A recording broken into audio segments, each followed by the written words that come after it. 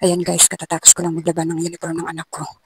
Ngayon ko lang nalaban yung uniform ng anak ko kasi katatapos ko lang umuwi ako dito ay 11:30 katatapos ko lang natapos ako mag-alaga.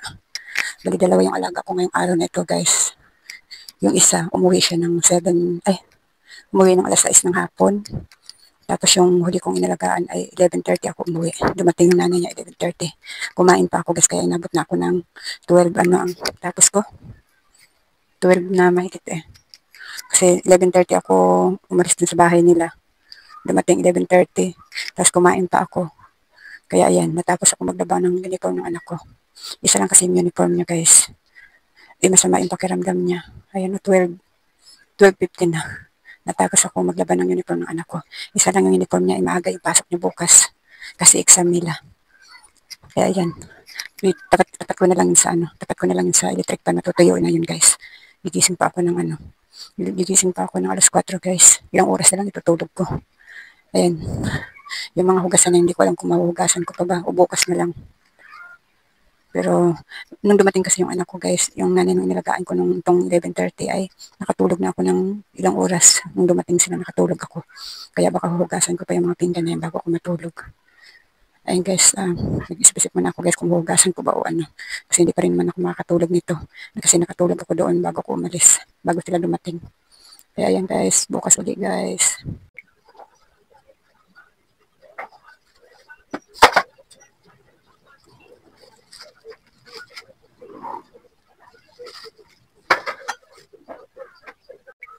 Ayan guys, nakita niyo tong aking steamer guys.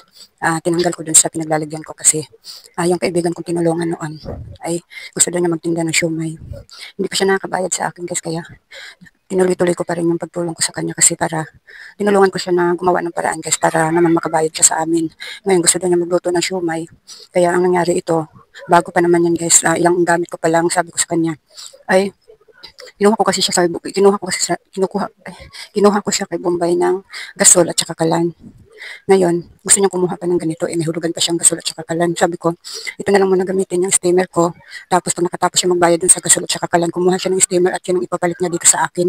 Kaya ayan, ito muna ang papagamit ko sa kanya para makapagsimula na siya ng pagtitinda ng ng siomai. Hindi ko naman nagagamit masyado yan guys dahil nag-aaral nga ako magluto ng ng puto kaya ako kinuha ko lang din yan kay Bombay.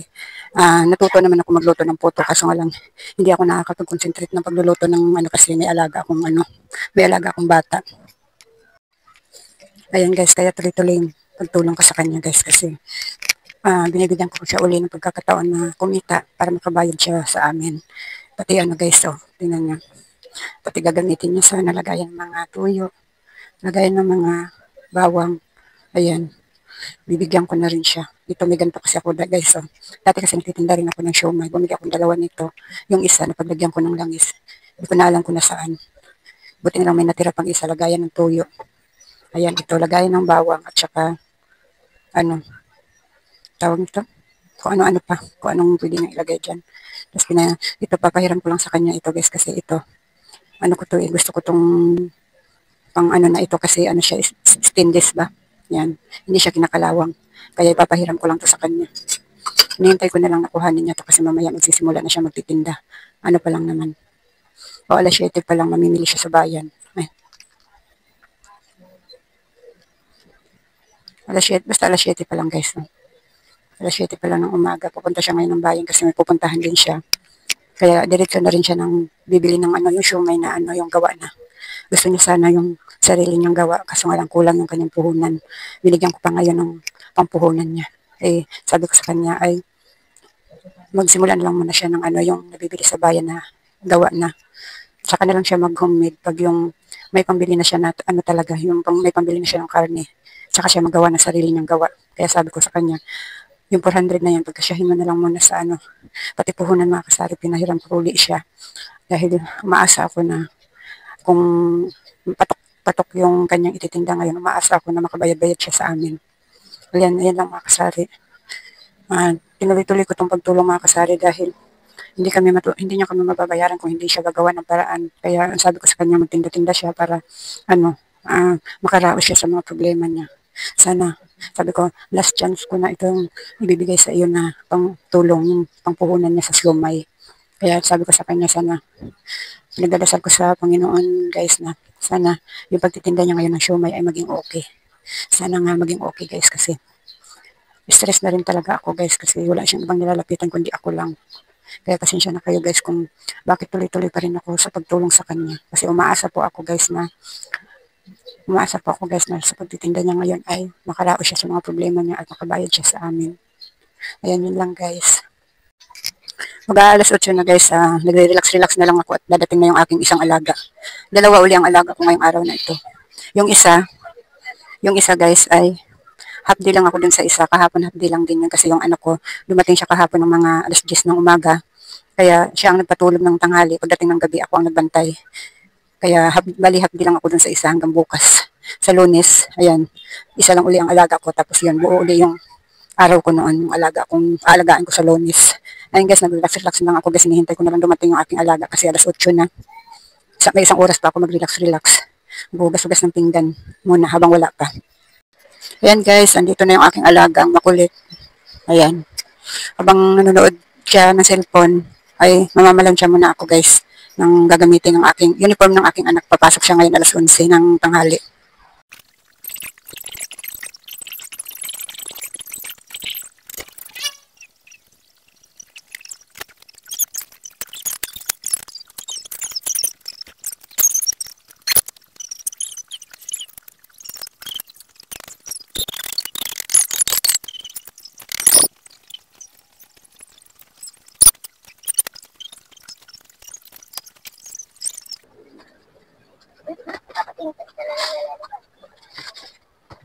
Ay!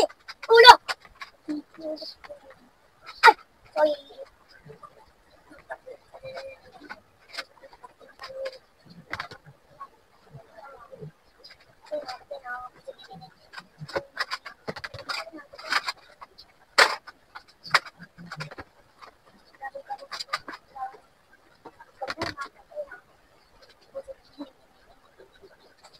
Sino? Japon. Saan?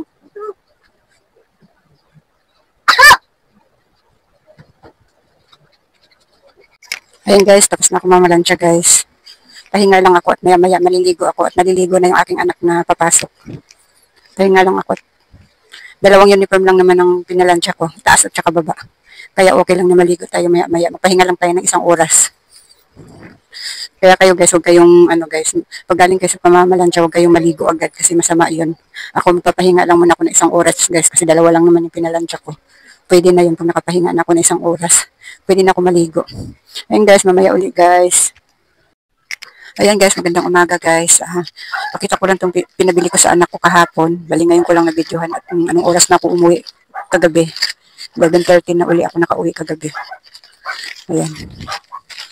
Ayan, bumili siya ng safeguard na may pring isa. Ayan.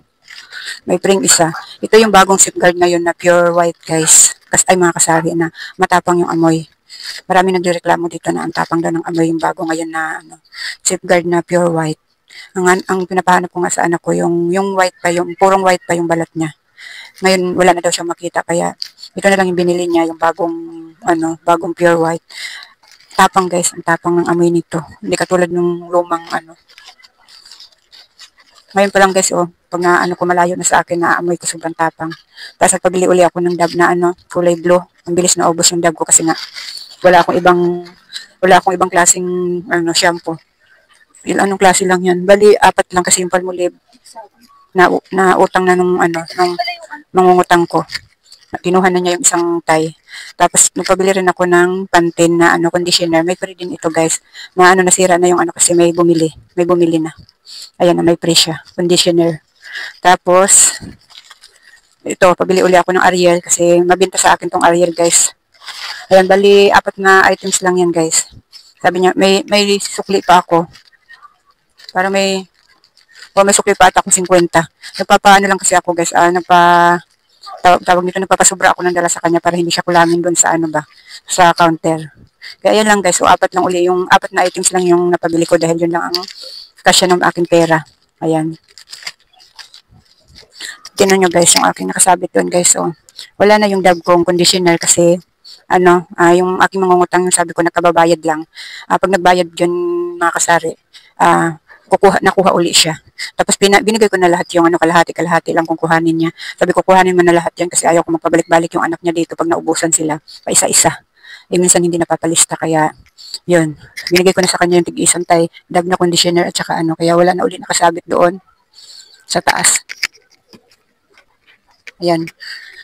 Ayan guys. Pati close up, binigyan ko na rin ng kalahati para hindi pa isa-isa guys. Ayan.